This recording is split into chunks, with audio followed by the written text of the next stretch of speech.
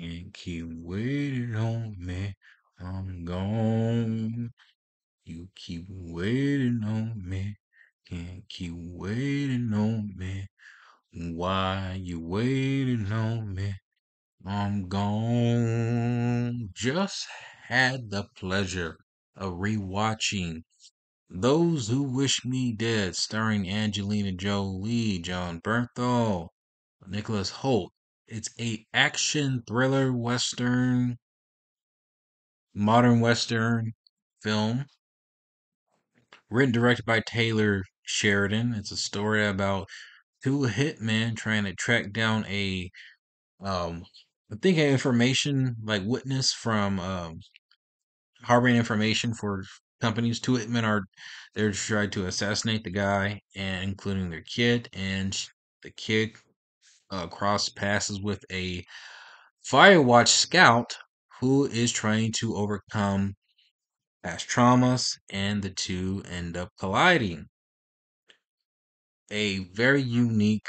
Honestly, I'm gonna just be straight up. I really, really like this movie. I think this is a film that came out during the pandemic of trying to figure out what's the best way for WB to release movies, either straight to streaming or in theaters. I think this is one of those movies that, if I remember correctly, it came out 2021. That came to the. It was one of the films that was the uh, that fell into the straight to HBO Max release, and because of that, I think this film. I think it was released limitedly for a little bit, but it it fell victim to the HBO Max release date. And to be honest with you, I think it's a crime. I think this film is really freaking great. And with the post woke culture movies coming out, I have to say, and I'm being just honest, I think this was one of the best films, realistically, in this era of post wokeness or woke films. It's one of the better ones. And I think for a good reason. And this is why I think this film is one of the best that you really need to check out. Um, well, for one, and this is just me, what I loved how what this film did to tell its story is that the film doesn't really it focuses on Angelina Jolie, but her character doesn't get so relevant until like the third act,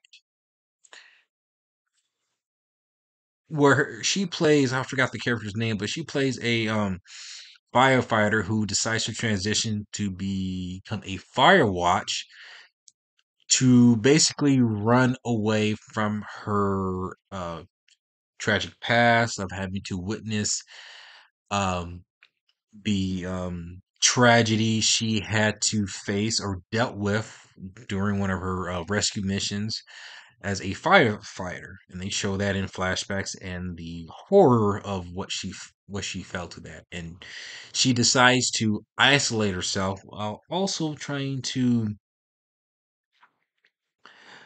commit suicide in a way to run away from her grief. She encounters a kid who is the son of a analyst information collector who somebody died during the making of this movie. My goodness. Who is running away and has two hitmen pursuing them, and they're on the run trying to avoid and trying to survive. These hitmen played by, I think the guy's name is, well, Nicholas Holt, and then I think the other guy name is Adrian something. He's was he in Game of Thrones or something? And the two basically try to hunt them down. And I have to be honest with you, and what I really loved how this film decides to tell a story again. that the film really centers on the two hitmen chasing the uh the kid, and you kind of follow them through a good chunk of the film. The movie goes back and forth, chronicling the how everybody else is involved in this story with Angela Jolie. Like I said, her character doesn't get relevant till like the third act, until she really kind of steps in.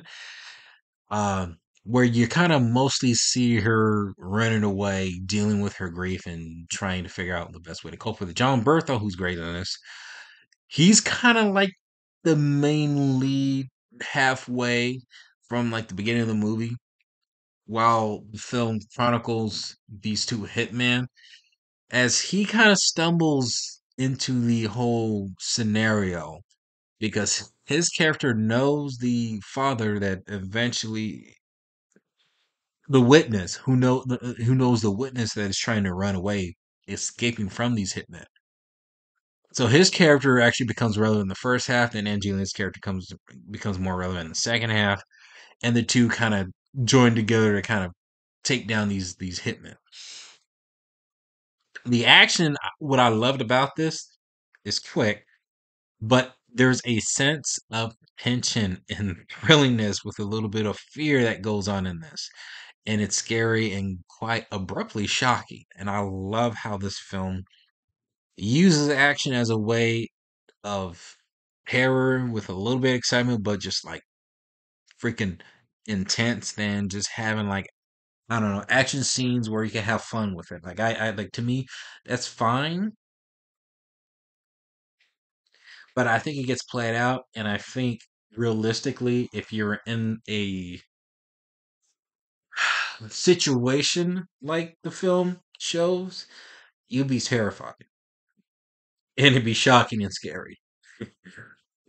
And I love how this film works the action scenes as like a scary moment. The use of CGI in this works very well. I mean, there's a couple of shots in there that don't necessarily stand out, but you can tell that CGI. Most specifically, the fire sequences here. I thought it's been for fire. I think it's improved over time, and the more that computer imagery gets better, I think this film has one of the best fire CGIs, because there's a big sequence towards the end that makes that fire become kind of like a character, and it helps make the third act even more intense by having these characters trapped in a gulf of fire while Angela Jolie is trying to evade, and along with the kid trying to evade these two hitmen or after him. I really like this action scene. Yeah, it actually feels like a throwback to like the 1990s, or like late 1990s to early 2000 action movies that we don't normally get. There's like a vibe that I got from this film that feels old school, relies more on practical effects, relies more on acting and story to tell the story, the story to really shine in this film.